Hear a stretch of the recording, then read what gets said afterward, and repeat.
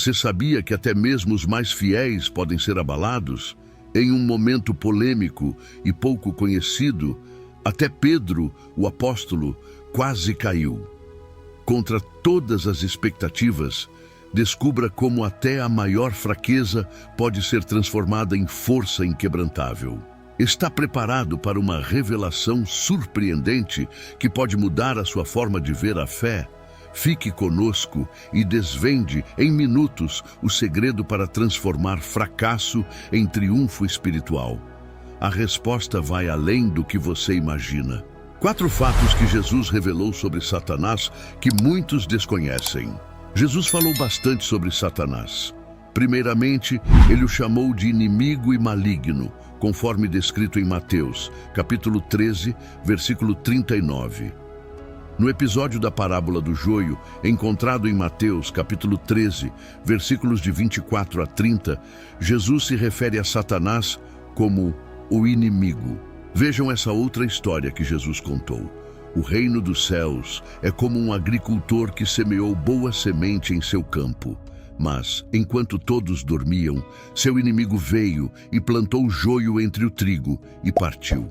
Quando a lavoura começou a crescer e a produzir grãos, o joio também apareceu. Os trabalhadores do agricultor foram até ele e disseram: Senhor, não semeaste boa semente em teu campo? De onde vem então o joio? Ele respondeu: Um inimigo fez isso. Os servos perguntaram: Queres então que vamos arrancá-los? Mas ele disse: Não, para que ao arrancar o joio, não arranqueis também o trigo. Deixem ambos crescerem juntos até a colheita. Na época da colheita direi aos ceifeiros: Separem primeiro o joio, amarrem-no em feixes para ser queimado, mas recolham o trigo no meu celeiro. Em Mateus, capítulos 13, versículos de 36 a 39, Jesus, deixando a multidão do lado de fora, entrou em casa. Seus discípulos pediram que ele explicasse a parábola do joio no campo. Jesus explicou: O filho do homem é o agricultor que semeia a boa semente. O campo é o mundo, e a boa semente representa o povo do reino. O joio são as pessoas que pertencem ao maligno. O inimigo que semeou o joio entre o trigo é o diabo. A colheita é o fim do mundo, e os ceifeiros são os anjos. Um inimigo normalmente não gosta ou despreza outra pessoa, procurando prejudicá-la, contradizê-la ou lutar contra ela. Assim, um inimigo de Deus se opõe à presença e aos propósitos de Deus neste mundo.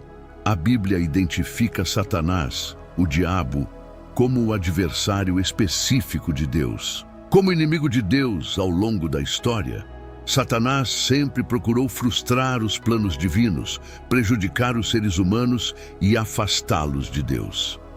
As Escrituras mencionam muitos outros inimigos de Deus e de seu povo, além de Satanás. Na Bíblia, um inimigo de Deus também é descrito como adversário ou oponente. Qualquer um que desobedeça aos mandamentos do Senhor é considerado um inimigo de Deus. Ao longo da Bíblia, o diabo é referido como o maligno. Em João capítulo 5, versículo 19, está escrito: Sabemos que somos de Deus e que o mundo inteiro jaz no poder do maligno. Os crentes estão em Deus, embora a maior parte da humanidade esteja sob o poder de Satanás. Cristo veio e nos deu discernimento espiritual. Em 1 João capítulo 5, versículo 18, lemos: Sabemos que todo aquele que é nascido de Deus não vive pecando, mas aquele que é gerado por Deus o guarda, e o maligno não o toca. Em 1 João capítulo 2, versículo 13, é dito: Escrevo a vocês, pais, porque conhecem aquele que é desde o princípio. Escrevo a vocês, jovens, porque venceram o maligno. Escrevo a vocês, crianças, porque conhecem o Pai. Segundo ponto, o príncipe deste mundo. Quando Jesus previu sua morte, declarou: Agora é a hora do julgamento deste mundo. Agora o príncipe deste mundo será expulso. João capítulo 12, versículo 31. Ele disse que o mundo estava prestes a crucificar o Senhor da vida e da glória. E ao fazer isso, se condenaria. e o castigo seria imposto pela sua terrível renúncia a Cristo. A condenação estava prestes a ser imposta à humanidade culpada. O governante deste mundo é Satanás. Em um sentido verdadeiro, Satanás foi completamente derrotado no Calvário. Ele pensou ter conseguido eliminar o Senhor Jesus de uma vez por todas, mas em vez disso, o Salvador proporcionou um caminho de salvação para os homens e derrotou Satanás e todos os seus exércitos simultaneamente. A sentença do diabo ainda não foi executada, mas seu destino já está selado. Ele ainda continua com suas atividades malignas no mundo, mas é apenas uma questão de tempo antes de ser lançado no lago de fogo. Quando o Senhor soube que o momento de sua traição estava próximo e que não teria muito mais tempo para conversar com os seus, Satanás estava se aproximando. Mas o Salvador sabia que o adversário não encontraria vestígio de pecado nele. Não havia nada em Cristo que respondesse às tentações malignas do diabo. Seria absurdo para qualquer outro, exceto Jesus, dizer que Satanás não encontraria nada nele. Não falarei mais convosco, pois o príncipe deste mundo está vindo e ele não tem poder sobre mim. João, capítulo 14, versículo 30. Satanás governa um mundo que inclui homens e anjos separados de Deus. Este mundo engloba religiosos falsos e ameaça derrotar os verdadeiros filhos de Deus.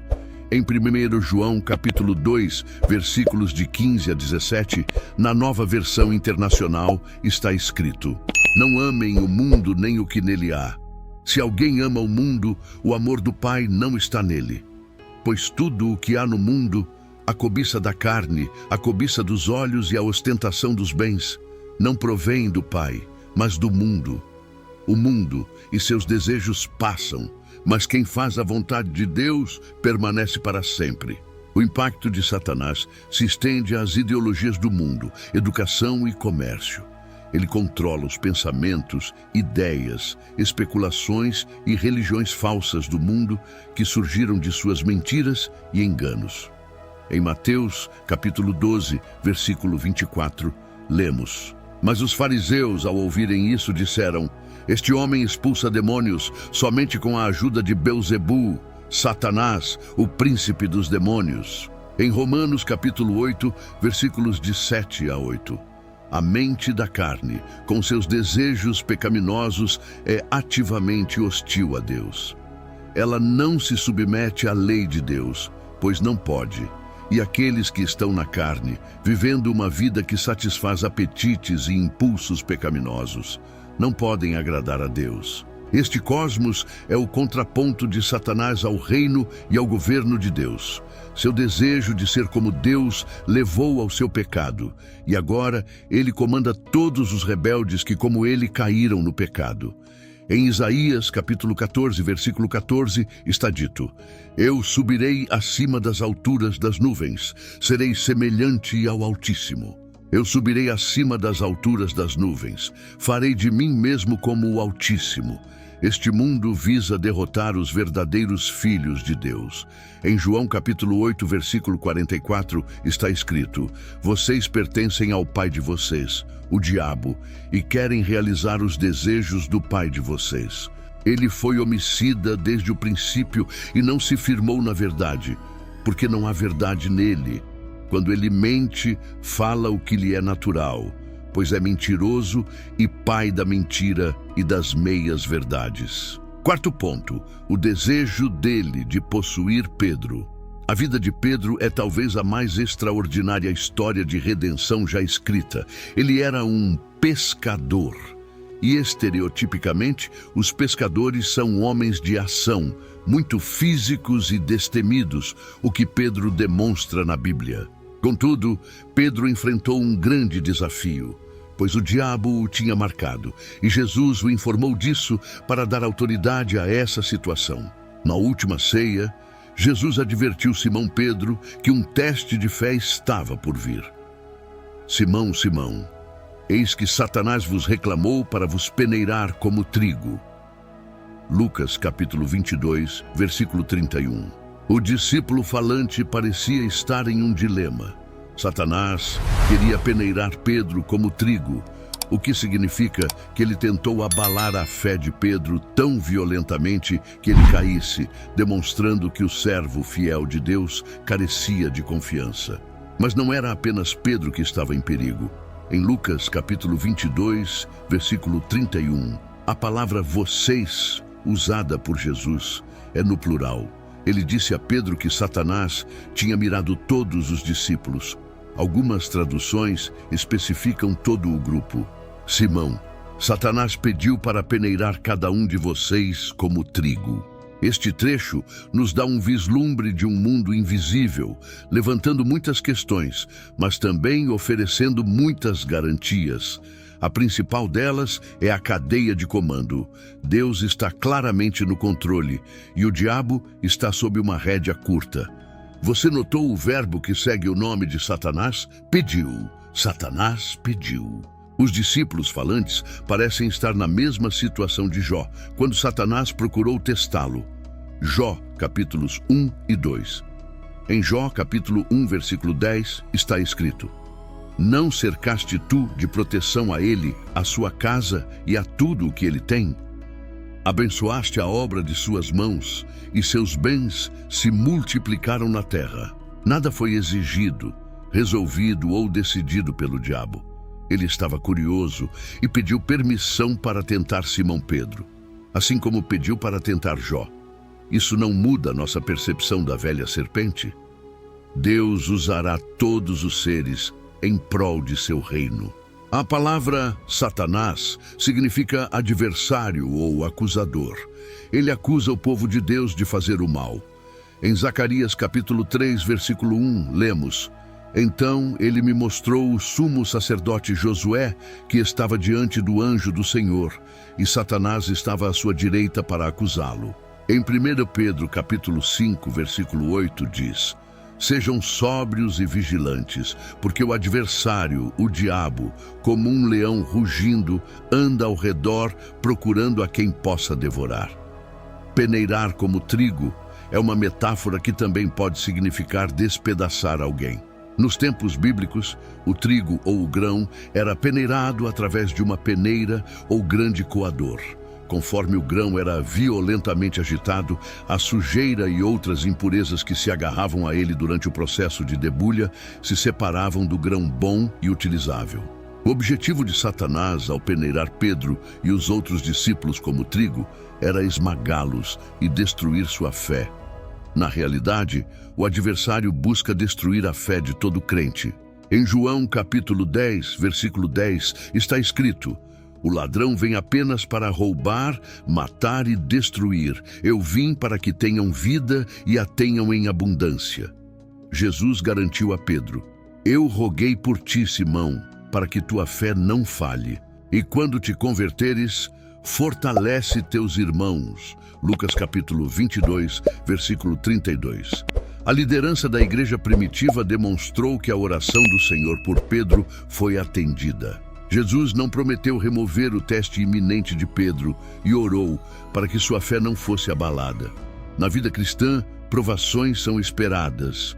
É necessário que passemos por muitas tribulações para entrarmos no reino de Deus, disseram os missionários em Atos capítulo 14, versículo 22. Deus usa essas experiências para moldar nosso caráter, fortalecer nossa fé e nos tornar mais parecidos com Jesus. Em Romanos capítulo 8, versículo 28, lemos: E sabemos que todas as coisas cooperam para o bem daqueles que amam a Deus, daqueles que são chamados segundo o seu propósito.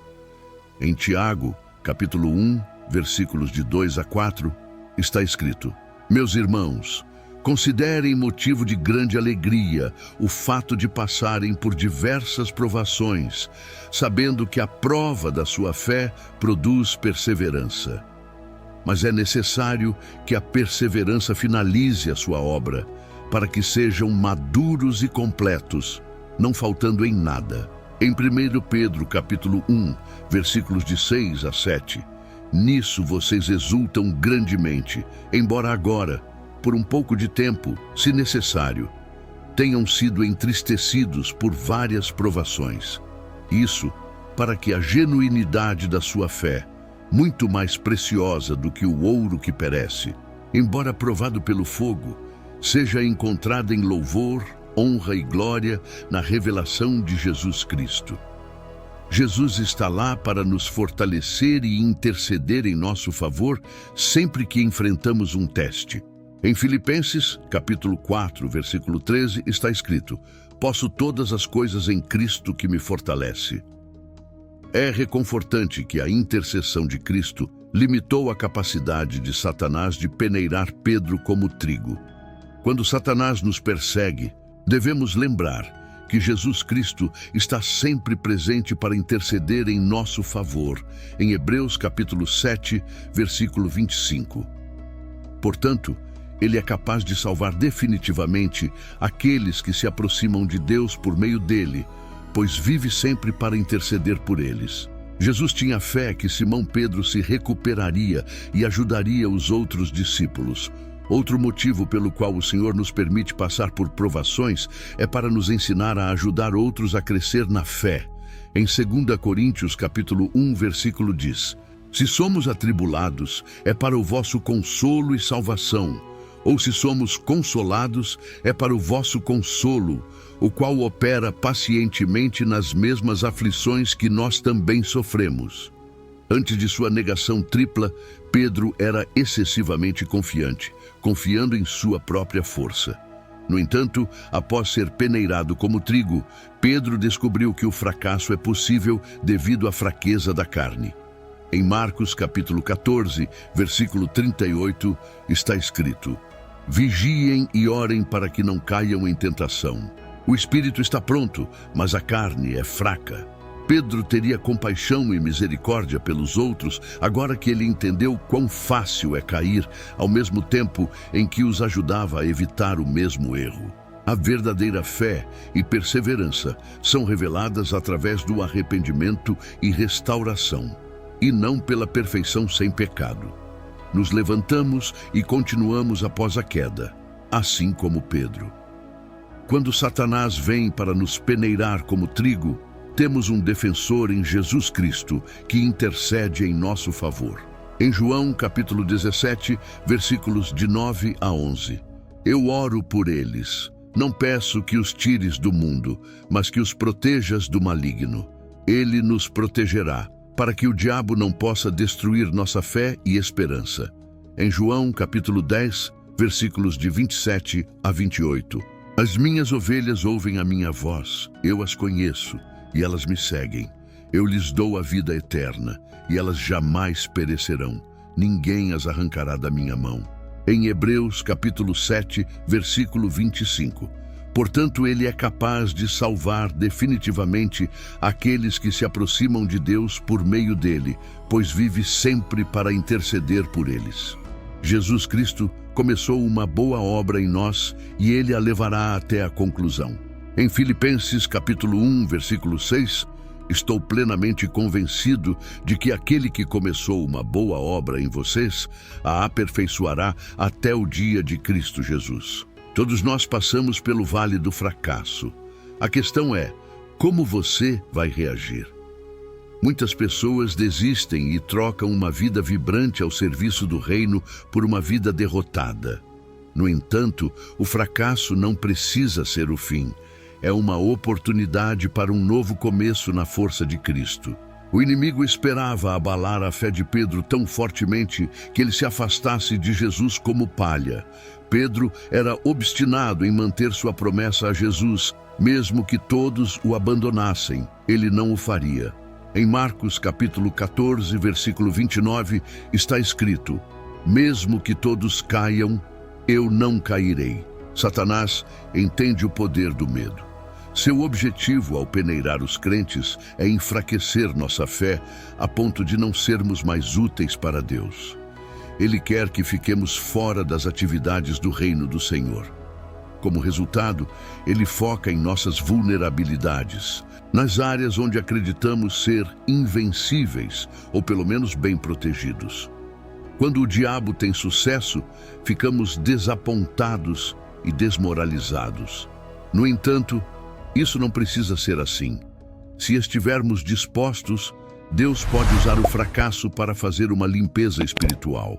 Pedro deixou de lado seu orgulho e vestiu a coragem do Espírito Santo.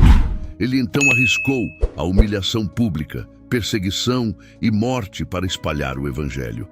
O fracasso foi um catalisador para uma fé aumentada e verdadeiro servilismo. É um grande conforto saber que Deus é sempre mais forte que Satanás e que, confiando nele, podemos evitar a ira de Satanás e receber uma coroa de vida. Mas o texto não termina aí. A palavra de conforto e esperança de Deus continua. Precisamos de encorajamento em nossas lutas diárias para não abandonarmos a fé e amaldiçoarmos Deus em tempos de sofrimento e fraqueza. Precisamos de alguma garantia de que os altos e baixos da nossa fé não resultarão em uma queda permanente. No versículo 32, Jesus nos dá esse encorajamento e garantia.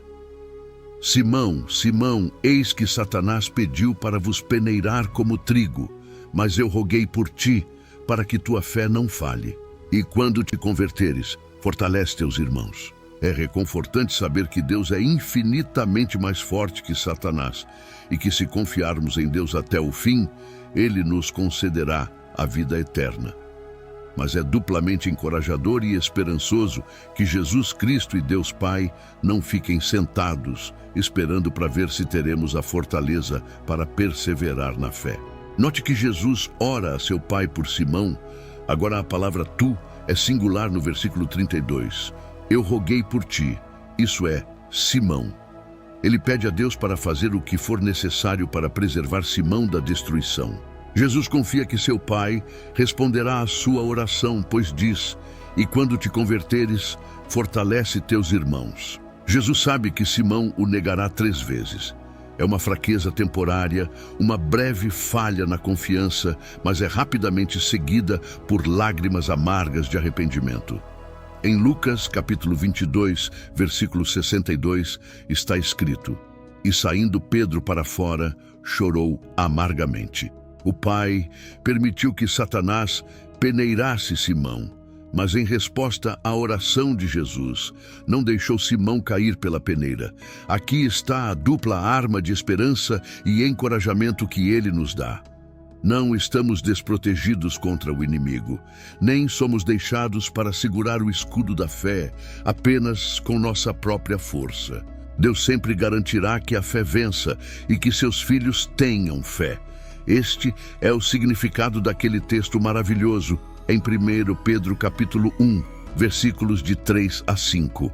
Bendito seja o Deus e Pai de nosso Senhor Jesus Cristo, que segundo a sua grande misericórdia nos regenerou para uma viva esperança, pela ressurreição de Jesus Cristo dentre os mortos, para uma herança incorruptível, imaculada e que não se desvanece, reservada nos céus para vós que sois guardados pelo poder de Deus, mediante a fé, para a salvação preparada para revelar-se no último tempo. Fomos regenerados para uma viva esperança pela ressurreição de Jesus Cristo. As minhas ovelhas ouvem a minha voz, eu as conheço e elas me seguem.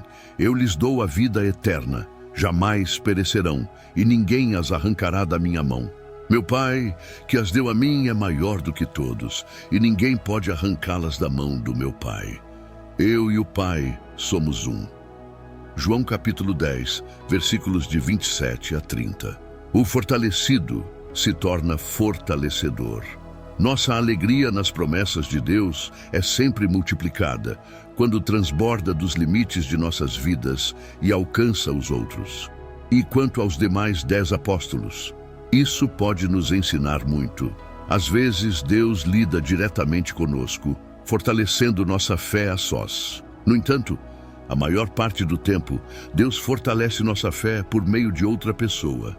Deus nos envia um Simão Pedro que nos traz justamente a palavra de graça de que precisamos para continuar. Um testemunho sobre como, porque a sua ira dura só um momento. No seu favor está a vida.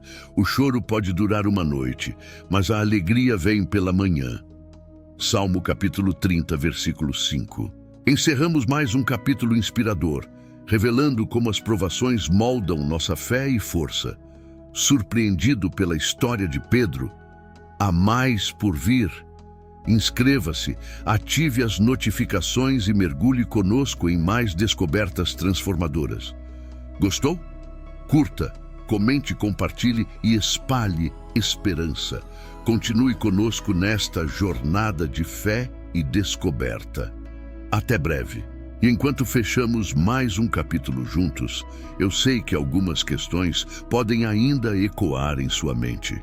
Você pode estar se perguntando como pode navegar pelas complexidades da vida espiritual e desbloquear um caminho de abundância e bênçãos.